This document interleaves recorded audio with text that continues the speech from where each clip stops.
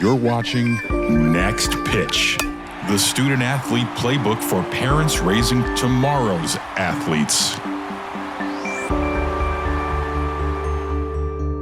Hi, and welcome in. This is Anthony Leveretz, host of the Next Pitch podcast. On behalf of my Emmy Award-winning producer, just want to thank you, Jason Cardona. I almost forgot to say his name, Jason Cardona. We want to thank you for listening to the show. Really appreciate your support. And if you like what we're doing, spread the word. Keep telling people. The show's audience is growing, and we are greatly appreciative of all your support. Today, we have Eric Beranek. Eric Beranek is a former AVP beach volleyball player, played in college, pretty cool journey to get to where he's gotten to. And he's got a remarkable mission. Women's beach volleyball is now a collegiate sport and a high school sport, but there's no men's beach volleyball either in high school or in college. And his goal is to spread that sport, get it more known, get it more recognized, and bring it to the high schools and colleges and spread this thing across the country. Really cool conversation, really cool dude. Anybody who has a surfboard in the background, which if you're watching the show, you'll see is a pretty cool guy. So without further ado, here's Eric Beranek. Eric, welcome to the show. Thank you so much for joining us. I will have introduced you properly before this in the intro, but before we get started, take us kind of through your background as a kid growing up. Where'd you grow up? How'd you get involved in sports? What is your background as related to athletics? Yeah, well, thanks for having me on the show. I grew up in Redondo Beach, California. I was the typical surfer, skateboarder. Man, I grew up across the street from the beach, so I was very blessed, very lucky.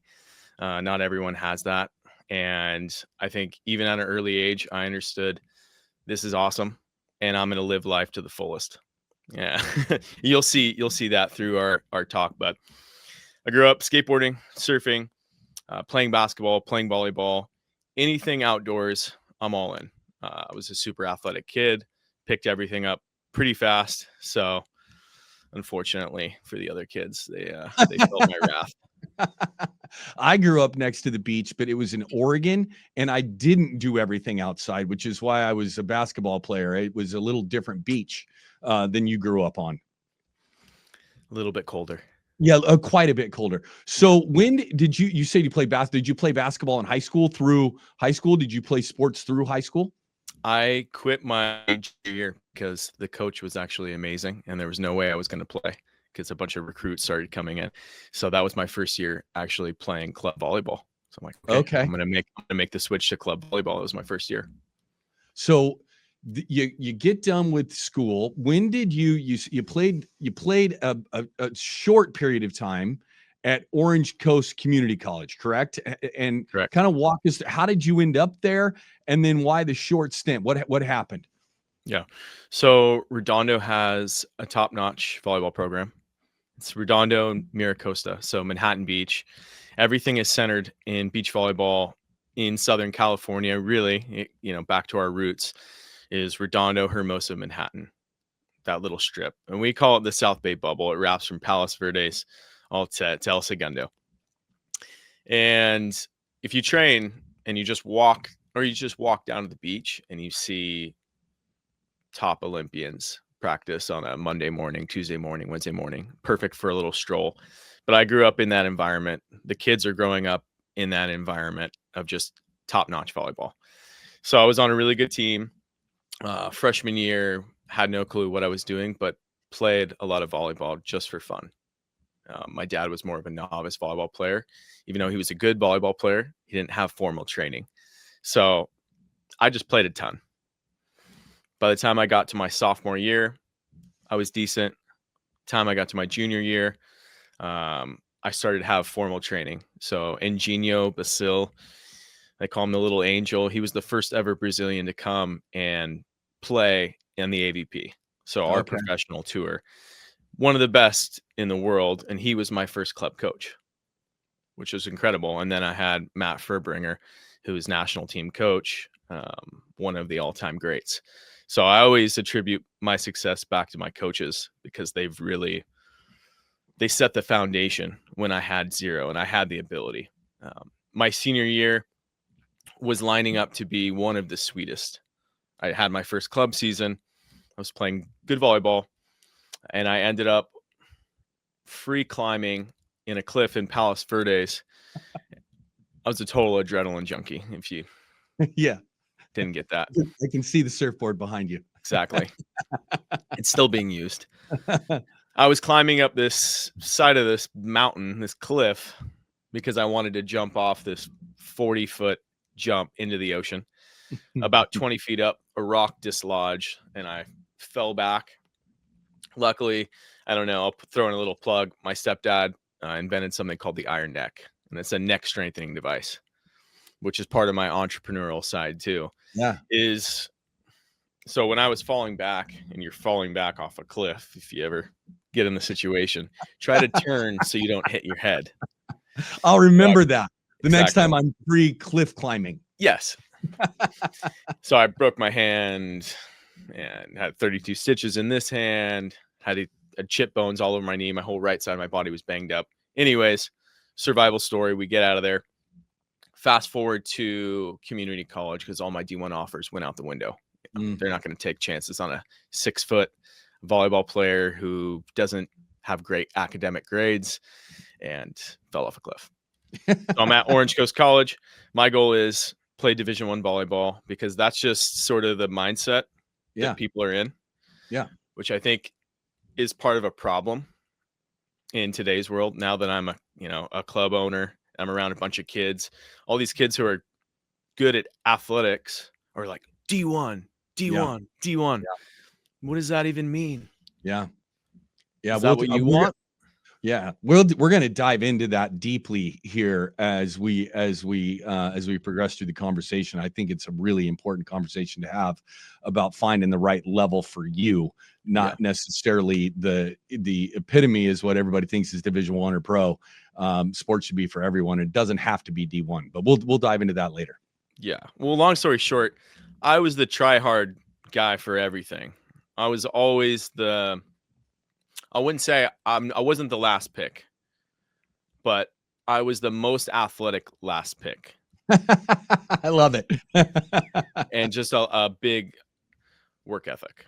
Yeah. But by the time I was in junior college, and a fun little story, the very first time I sat down with my coach, he goes, "You're going to redshirt." And I go, "No, I'm not." Because my goal is to get out of here as fast as possible. Your goal is to keep me here and mold me and make me into something great, win a championship, but that's not my path. And he thinks that I'm redshirting. He has this philosophy. He started with 40 kids, and he said, "I'm not going to cut any of you. You're going to cut yourself." The workouts were brutal. We probably work out 4 or 5 hours a day, doing 2 days, doing track serpentines and sprints, lifting. It was incredibly brutal. Anyways, we ended up with 14 guys, and there was another guy. His name was Ryan Clayton, who's 6'8", opposite at UC Santa Barbara, and he was competing for my spot. I'll never forget because I was like 18. Felt like he was 23, 24 with a big mustache, and I'm looking up at him. He's like, "What position are you in?" Opposite, which is opposites are usually behemoths who just put away the ball every single time. But I was still pretty terminal because I could jump 40 inches, just crack the ball as hard as I can. Anyways, coach had this rule where he's not going to tell you to go in. You have to do it. Which I thought was, well, no, not in the game, in practice. Okay. And the practices were brutal. And he was on you. And it was just like chaos. And you had 3 other coaches, and you had people that were, talking smack because they wanted it. So I think that was a huge eye opener in my life. Like, if you want it, you got to go take it. So what I would tell Ryan, "Hey, coach told me to go in." He didn't tell me to go in. And I'd go in, and the coach would be like, "Ryan, why the F is Beranek in right now?" And he'd scream. And then I'd go out. I did that so many times that he ended up seeing me play more and more. I ended up getting the starting position. That's awesome. Cut in line, get yourself on the court. Yeah, you got to get on the court, and I think kids are too bashful, and they wait, but you got to go and take it. But I also had the belief. Yeah. You have to back it. Yeah. You got to back it. Can't be scared of that. So how did you end up? So you were only at Orange Coast for 1 year, correct? And then went straight into playing outside of college, correct? Yeah, it was Orange Coast. Even though that time I was so driven for volleyball, I realized that I was only there for volleyball. So I had a little bit of a crisis in college trying to figure myself out, which I think a lot of people do, when they're 18, 19 years old. What am I going to do with the rest of my life? What am I going to take this education and apply it to? It was really hard for me. I'm the type of person where if I don't believe it, I can't do it. And I believe that I would be miserable in school because I just was. Yeah. So I ended up dropping out. I worked so hard for 6 months to earn my starting position. I played 3 games and ended up quitting. And I'm not a quitter. It was very uncharacteristic for me. But I told the team and I told everyone what was going on. I think people still to this day understand. Ended up dropping out. I worked for my dad's aerospace manufacturing company that he had with his family for 30 years. I was absolutely miserable. I'll never forget my family, handing pretty much a key to a really expensive car. And they were like, you can have this, you can have this, you can have that, you can have that. And I'm just thinking, man, I want to be on the beach playing volleyball, kind of getting back to my roots. So one day I just didn't show up to the beach. And I asked Holly McPeak, who's silver medalist in the Olympics, hey, can I have a coaching job? And she told me this, hey, there's this guy, his name's Marcio Sicoli. He's the current coach at Pepperdine. And at the time, he was coaching Carrie Walsh and April Ross. He's 3-time gold medalist coach. I had no clue. I'm like, okay. Brazilian dude with Pepperdine gear. Okay, be there tomorrow at 15th Street. As I was skateboarding back that day, I see this dude in Brazilian he looked Brazilian. He was wearing Pepperdine gear, carrying a bunch of volleyballs. I'm like, hey, are you Marcio? Within 5 minutes of having that conversation, told him what was going on. He said, Eric, I might have something for you. Come down to the beach. I had no clue that right there was going to be one of my most pivotal moments in life, because after that, it was 6 months straight of me helping. I was an arm, I was assisting, I was playing against them, I was learning. The whole thing was learn how to be a coach. And I got to learn from the best of the best and watch Carrie Walsh and April Ross practice for 6 months straight leading up to the 2016 Olympics. What an amazing experience. Based on a skateboard ride by a guy with a bag of volleyballs. Yeah. Yeah. It's such a rinky dink story. And I think it is. Like, my story's very patched up into a bunch of random failures. Yeah. And then you just learn. Yeah. I think if you have that drive and you want to get there and you're okay with it, it's like, okay, I'll just keep moving forward. Just keep moving forward. And I always tell the kids that too. I'm like, your path is going to look so different than what you envision. Yeah. And you may get there, but the way that you get there is probably going to be a lot different. Yeah, we talk about this all the time on the show, that life is a series of failures, right? And getting up from them and moving forward is what athletics, if done in the appropriate way, can really teach you about what life is going to be. And if you don't have the opportunity to do it in athletics, you might be able to learn it, but should be a really safe environment to learn that lesson that you learned, right? Is the failure is just the step to the next success, and then continuing that process. Yeah, agreed. So you go through this experience, and then you start playing, right? You go on the pro circuit, have a pro career, And then is that when the major injury and the illness derailed your career, or how did you end up going from playing to deciding to get into coaching full time? Yeah. So it was 2016 where we left off. Took me 2 years of dedicating myself fully to training. And in 2018, I qualified for 4 professional events. And then by 2019, I was fully rolling. 2020 was good, but then there was COVID. I've heard of that. Yeah. Yeah. It was so ridiculous. I had a couple things. One, I had my liver was leaking or my appendix was leaking to my liver. It was just like a random thing. And I had 2 liver abscess. And then all of a sudden, that fully took me out. And I was on 2020. This is in 2021, Okay. 2022. Yeah. That was a big thing that really took me out. I felt like a cancer patient because I was hooked up to IV antibiotics for a long time, having to get infusions. I mean, you could just look at me like I looked like I was dying. So that took me out for about 1.5 years, 2 years. I was on a medication called Cipro, and apparently it weakens your tendons. So in 2023, I got to play with this guy. His name is Ali Son. He was the gold medalist in 2016 for the men's for the Brazil, which is funny, kind of full circle thing. I was like, wow, amazing. He wants to play with me. This is incredible. I ended up rupturing my Achilles shortly after our partnership got together. So I was only able to play 1 tournament with him. That's an old man's disease. That's something that guys my age should be having happen to them. So that was a byproduct of the medication that you were on. I believe so.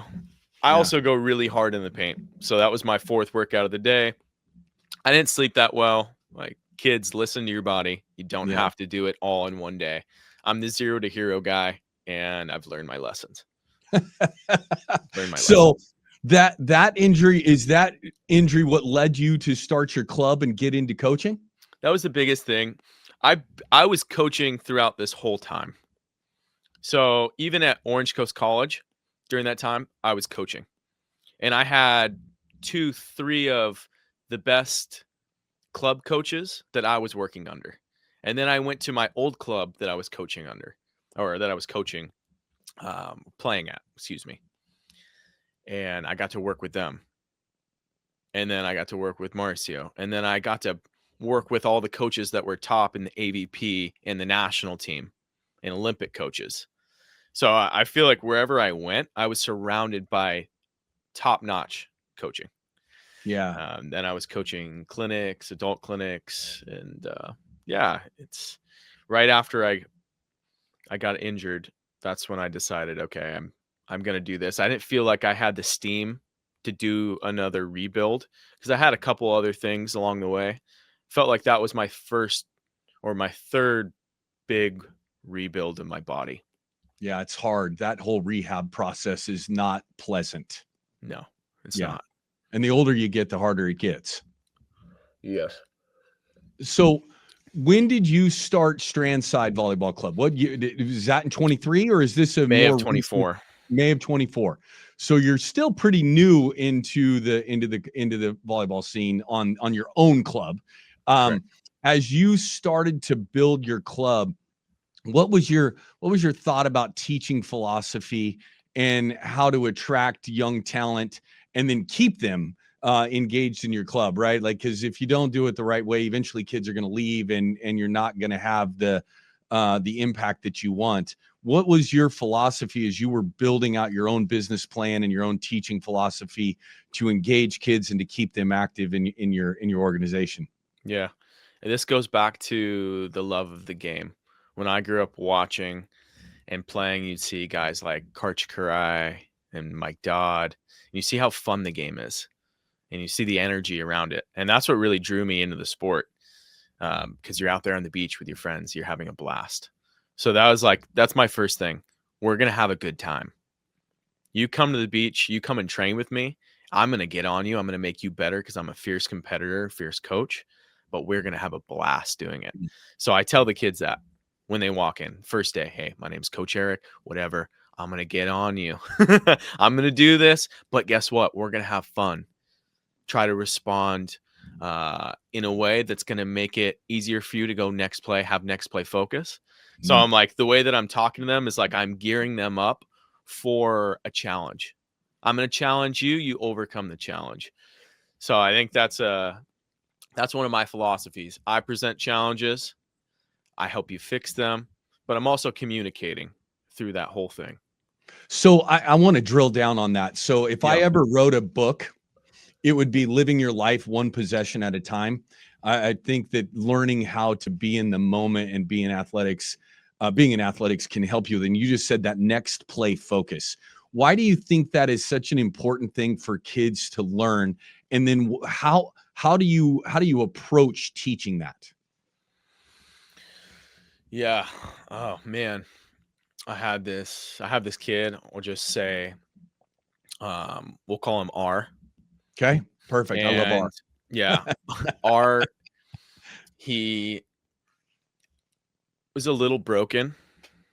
And when we saw him, it was actually a coach and I, he was just hanging out on the beach, just doing nothing. And we asked him, hey, you want to play? And we saw that R had a tough home life. We saw that R struggled and had these outbursts. And, we told him next play focus, next play focus, next play focus. That didn't really help.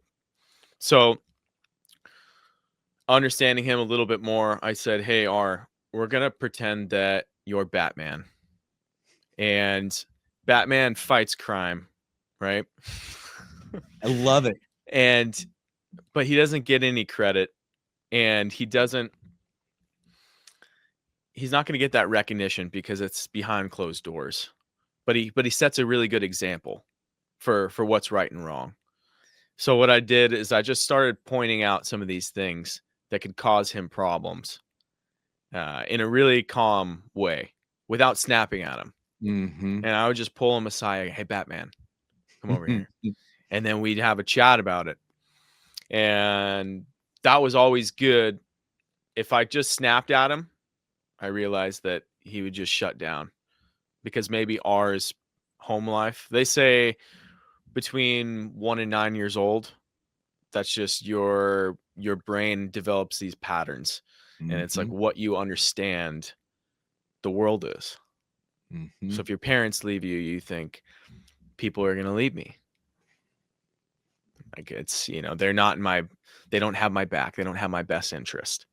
Yeah. So my goal was to get R to believe, which is true, that I have his best interest and that we're going to see the world a little bit differently.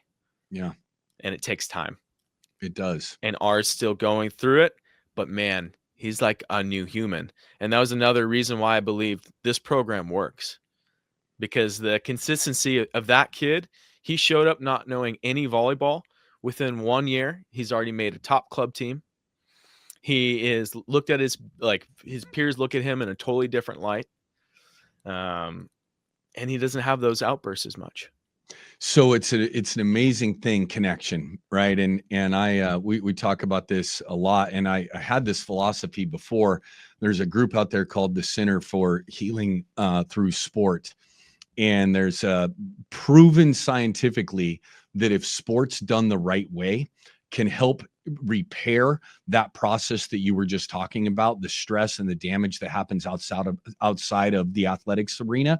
If done and coached appropriately, can help rewire the brain to help young people repair that damage that you just talked about. And fear can be a motivating factor with young people, but it doesn't last very long. If you can figure out how to connect with someone and get them to believe that you care about them, you love them, you have a vision for their future, and you're going to share that with them, the impact that someone like you can have, and coaches all over the country, if you're listening to this, the impact that you can have if you do it the long way, as you talked about, it takes longer to do it that way than just to snap at somebody. It does take longer, but the impact can be massive. So good. We, as coaches, we have such a duty. Yeah. It's a great kids word, are listening. Duty. Yeah, that's the duty. It is a duty. If you're going to put that whistle around your neck, you have a duty to make sure that you use it the right way. Yeah. Since starting my club, it does rule my life. I do not have a work-life balance. You're like most that term does not apply to coaches. That's Does not apply. why I got out of it. But I love it. Yeah. Like I've surrounded myself with this sport forever. Love the sport, and I love the path that I have been on. I love that I was able to play and overcome those big things. I followed my dreams. I got to play at the highest level, played against Olympians, beaten some Olympians, partnered with Olympians. Man, it was such a rewarding experience. And I gave a lot of people joy through that, which I think, when you do something good for others, you feel good. Yeah. It really does juice me up. Yeah.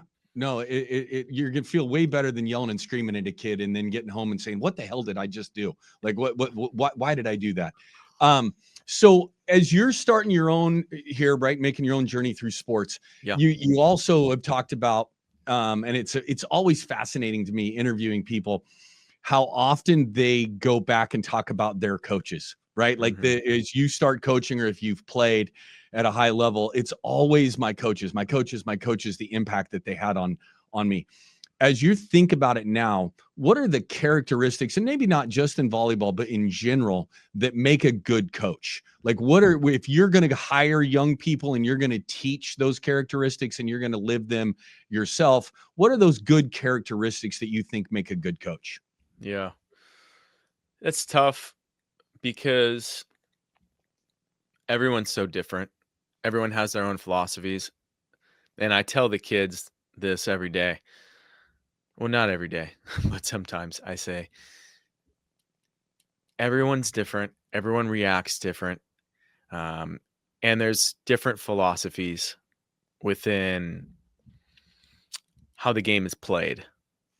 So I may teach you something that works well for you that day, but you try the same thing and you're like, why isn't that working that day? I mean, because you have to adapt. So I think the biggest thing is being able to adapt as a coach, because the kids, they're not going to play great that day. And if you can't adapt your practice plans or what you thought it was going to be, and you build it up and then you melt down because your ego is just built up, maybe that's it. Maybe it's just letting go of yourself fully and just being 100% invested in the kids. You got to try. Yeah. Yeah. I think it's a great point. The whole adapt or die, right? The game changes, kids change, the way they take in information changes, and you have to be willing to adapt. You're asking kids to change, right? That's what coaching is you're asking them to change a behavior or a skill set that helps them get better, right? Like, whether that's a little thing or a big thing that you're going through. And if you're not willing to do that yourself as a coach, it's not exactly the right model you want to put in front of your kids. Yeah. And I think that goes hand in hand because we talked about the communication of how I communicate my style. And I think the coaches that I've worked with were really good communicators. I worked with the guy, his name's Aaron Wong. He's still a mentor coach. I coached with him. He wasn't a direct coach to me, but I coached with him for 2-3 years in club volleyball. And we had a silver medal and bronze medal in the biggest tournaments in the nation. And I think that was just because he was able to communicate effectively to each kid. This is what you need. This is what you need. This is what you need. Such a great point. And we're going to help you. Yeah. And he'd give me tasks along the way and wouldn't micromanage me, but would communicate, hey, as another coach. So when I bring on coaches, you look out for this, I look out for this. Let's go. We're a team here. But if you don't communicate with your staff properly, you're not going to get maybe what you want, because you're the one running the show, right? I started the club. I have the vision. I know the way the program's running, and you got to get people to see it. And it does work. It will work. Yeah, I think that's one of those for head coaches out there. We've talked about this before, but one of your jobs as a head coach is to coach your coaches.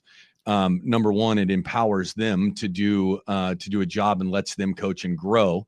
But also, you don't have the ability all the time to be the one voice. And when you break up and you're in drill work and you're in different places, making sure that the same message is being delivered that would be coming from your mouth in the way that makes you comfortable as your program is really important. And the only way to do that is to coach your coaches in the methodology that you want coached to those kids. I'll bring up one thing. Beach volleyball is one of the most difficult sports because you have the sun, sand, and the wind, right? Yeah. So it's constantly changing. And it is one of the most difficult sports in the fact that you can't repeat it. It's so hard to get the same rep. Like indoor volleyball, you can get the same rep and that same look. I hadn't thought about that. That's fascinating. So the type of player that you need to be and the type of patience that you need to have and grit to be able to get through the changes. It's fascinating. And I've learned it. And I tell the kids, this is one of the hardest sports on the planet. It's not for the weak. It's not for the weak. I tell them, hey, it's so difficult and it's so minuscule. It's fun. It's fascinating. I keep learning. And beach volleyball, most of the time when you have let's say you have one coach for the whole team, whereas you think about other sports, they're very specific. This is your defensive coach. This is your offensive coach. Position coaches, pitching coach. Yeah. Volleyball, you don't get that as much. You may in a big indoor team, in a college team, but for high school sports, club sports, maybe you have one or two, but then are they utilizing each other, like the staff, properly to be able to do that? Most of the time, no, from what I've seen. And that's another philosophy with my club is we're going to manage you really well to make sure that you get everything you need over a period of time. Hey, if you're with me for 4 years, this is where we need to go. And my brain starts churning. This is the path. I call it the path. And for those that don't know, boys beach volleyball is not a collegiate sport yet. There's no NCAA boys beach volleyball.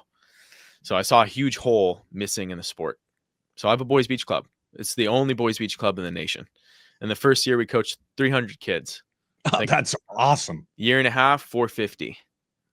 We started a high school program. We're going to continue to spread boys beach volleyball around the nation. And I'm hoping that Strandside can be the driver for boys beach volleyball. Like that. That's my mission. Yeah. What a cool mission. So thoughts on the club scene? You're obviously been involved in it as a player, as a coach, running one now. And we talked about at the beginning of this, you brought this up, and this is, I think I want to drill down now on this topic of kids growing up in this world. We always see is TV sports, right? We see Division I athletics and we see professional athletics, and every kid and every parent wants their kid to be playing on TV someday. And there's so many more levels, there's so many more things that can come from being a part of an athletic program than just getting to play on TV someday. What, as you're talking through, number one, what is your philosophy with club kids playing multiple sports? And two, talk again about that a little bit deeper about the different levels, and maybe not just be thinking about the end result of being a Division I athlete, but going through a process. Yeah. Well, what I would do is I would say, go further. Because in my path, what I learned is I looked beyond Division I, where I was saying this wasn't enough. Just to play Division I wasn't enough, because what was the end goal? What was after that? How are you going to make money? How are you going to live? And in this world that we live in, things cost a lot of money. Yes, they do. And you want to do something that you enjoy, because you got to live life to the fullest. You got to enjoy yourself while you're here. It's a huge philosophy. Every single day you wake up and you're trying your best, to make the most of it, whatever your situation is, good or bad. But I think if we were to educate the kids on not just, hey, Division I, what are you going to do after? How is that going to help you get to where you need to go? And then think about your education. Think about the place that you want to be in. Think about, do you want to be in the sunshine? Do you want to be in the cold? Do you want to play? Do you want to just be on the team? Okay, well, have someone with the balls to say, you're not going to be good enough where you're at to play here. I want a coach who's honest. Yeah. Not who's putting down and dream killer, but being realistic. Hey, these are the guys. This is where you need to be. This is the benchmark. You know, let's lay it all out. Yeah, I think that's really important. I think it is critical. It's funny that you talked about your future. One of the things I did with my players was when they showed up on campus, is I made them write me a 5-page paper, build a crystal ball for themselves for where they wanted to be 5 years from now and 10 years from now. And really, that can change and adjust and adapt over time. But as a coach, trying to really, and this goes back to your point about connecting with kids and each one of them being different, is trying to figure out what it is they want for their lives, and then individually having a plan for them to achieve that, but them getting to the point where they hold themselves accountable to that. Not you, not their parents, the kid figuring out what they want and holding themselves accountable to that plan. And that's so tough. Yeah. Because you can't, I always tell my coaches, you're not going to save everyone. No. You can't save everyone, because if you're coaching a big group, there has to be some cohesion within what you do. Yeah. And there has to be a start. We're going to do this drill because it leads up to this, because it leads up to this. And then now once we're in that live play and we're trying to tackle this thing, you've given them those things. But if you start pulling and trying to help that one kid and you take away from the whole group, now it's a slow, boring, you feel like you've contradicted yourself a million times as a coach. And I used to do that as a young coach. So I see, and I'm trying to help the people around me. Yeah, no, it's quite a process. So advice to parents about getting their kids involved in athletics. What should they be looking for? In a club coach, in a program, what are the things that parents out there should know about while they're looking for the right place to put their children? I would try to find someone who's in the program, who's doing it. Because you could have a conversation with the coach. Hey, we won. We win this. We win that. We win this. And it's good. You have to do that. But talk to parents. Talk to people that are in the program. Try to figure out where the holes are, where it can be brutal for them. And find, hey, is my kid going to play here? Because I think everyone should play. You have to put yourself in the arena to play. Yeah. Because if you're not going to play, why show up? Why spend the money? Why spend the money to ride the bench? Yeah. Be in the arena where you can grow and thrive. And that's on the court. Yeah. So even when kids and parents, I think when parents are having the conversations with the kids, they can just, hey, I know Johnny wants to go to X club, but Johnny, I think Y club's going to be this for you, because let's just see if you can play here. And then next year you can go to this club. There needs to be stepping stones. Yeah. And I think if the parent just does their their research on the club, is this a top tier club? Is this a lower tier club? Where's my kid realistically? And just take all the clout out of it. Take all the D1, take all the high thing, like anything high level that you're thinking the kid has no experience. Like, put him in a club where he can grow. And talk to the people that are in it so that you can find out what it's like. Yeah. Yeah. Yeah. Don't just talk to the perfect salesman. Because that's what coaches are. They will get you. They'll get you. They'll get you. They will get you. Yeah. Well, Eric, I really appreciate you coming on, man. It's great insight to what you're doing. The end of the show with everybody, we do the same thing. So I'm going to ask you, you've had quite a journey. It's not over yet, obviously, but you've had quite a journey to this point.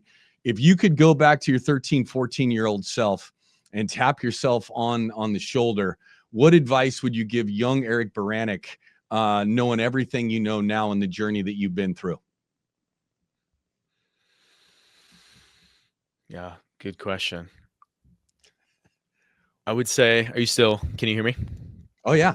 Is there a lag? It's okay. There is a bit of a lag. That's all right. Okay.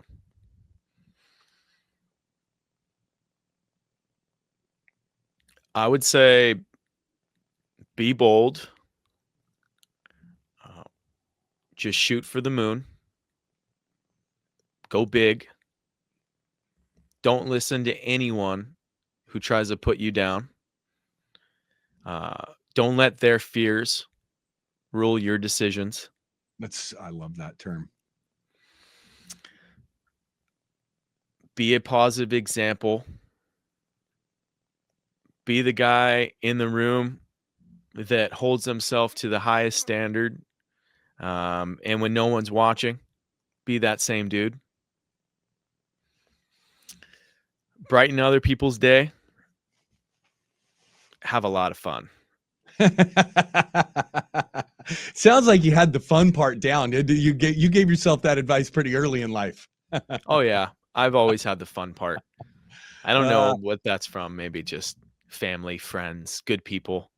Yeah, well, anyone who's searching out the ability to free climb a rock knows how to go find some fun. That's for sure. So how do people find you? If someone's out there listening, out in your area, wanting to get involved in volleyball, how do they find you? And where are you located for people can reach out and get a hold of you, listen to what you do? Yeah, look up Strandside Beach, strandsidebeach.com. You follow us on Instagram. You can look at our website. You can reach out to me directly on Strandside Beach. There's a contact page, and it'll go right to my right to my phone, and we can have a conversation about it. We're in Hermosa Beach. And I think if you're anywhere in the country and you want to learn more about beach volleyball, give us a call, and we can help you. We can help you. Our goal is to help boys beach volleyball. So I have a whole team of current pro athletes that are dedicated to growing the sport, that are in the top notch of their game. It's awesome. Yeah, what a cool mission. I just watched this happen in flag football for girls, right? Football wasn't a sport forever for girls, and now having flag football for young women is a really cool thing. I'm awesome. Wishing nothing but success and hope you get it done. All right, man. All of that was important, but the most important part of the show is always the dad joke at the end. So I know you told me you weren't a big dad joke guy, but you've done some homework for me.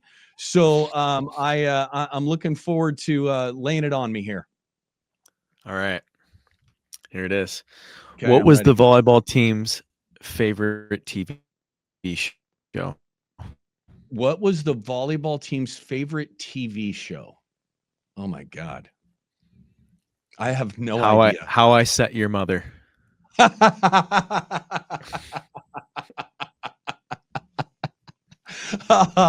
That is very good, man. That is good. Right. Is that apropos or what? That is fantastic. Well, Eric, thank you so much for coming on the show. It's been a pleasure to meet you, and I'll be rooting for you to accomplish that mission, and not just for the sake of the sport, but the more kids we can get involved in athletics, the better especially with guys like you, the better experience and the better our youth are going to be for it. So we'll be rooting for you, man. I really appreciate it. Let's build the sport up. All right, man. Take care. Talk to you soon. Thank you. Talk soon. Hi, Anthony Leverett's back in here. Just finished up the interview with Eric Beranek, and what a cool dude. Really enjoyed the conversation and covered a lot of things. But again, just want to highlight quickly that he's trying to grow a sport. Like there are very few people who get a chance to take something from its infancy in athletics all the way through to getting it to be a college sport. And he, I think he's on the right track. He's got the right people around him, and we will definitely be rooting for him to get that done. A couple things that we talked about that I just want to drill down a little bit further on. He talked about for young people in coaching them, of figuring out what's next after sports. And whether you're a pro, a collegiate athlete, or just a high school athlete, eventually sport is going to end. And so for young people, parents, and coaches too, really focusing on, at some point in time in your athletics journey, what is next for you in sports? What's next for you after sports? Excuse me. When you hang up whatever shoes it is, shoes you're wearing, what are you going to do? What kind of education are you going to have? What job do you want to have someday? And really trying to figure out a way to use athletics to get you to that point. And instead of just always focusing on what college am I going to go to play at, what college am I going to go to, what major am I going to be in that's going to help me get to that next level as a person, not just an athlete. And that's what athletics can do for everyone, not just those people who end up playing in the pros. The last thing that really resonated with me is he said in the middle of our interview, and then I drilled down with him, is that next play focus. And I really, really believe in this. And I used to talk to my teams about it all the time. Whether you're up 1, down 1, up 10, down 10, up 20, down 20, first play of the game, last play of the game, preseason game or the conference championship game. How do you get yourself to focus on the next play? And that, if you can figure that out at the biggest moment in your athletic career, you're going to be able to play your best at that biggest moment if you've practiced being in that moment, focusing on the next possession, the next play, the next point, and flushing what just happened and living in that moment. And if you can do that in athletics, the lesson that teaches you later on in life of living where your feet are, being driven, and yes, having goals and thinking about the future, but really focusing on what am I doing right now to achieve what I want. I think it's a critical point. I love that he brought it up, and something that I really believe in. Again, just thank you so much for listening to the show. If you like what we're doing, spread the word. And we'll continue to bring on, we got a great batch of guests coming up with multiple things planned. But keep listening, keep reaching out, and make it a great week.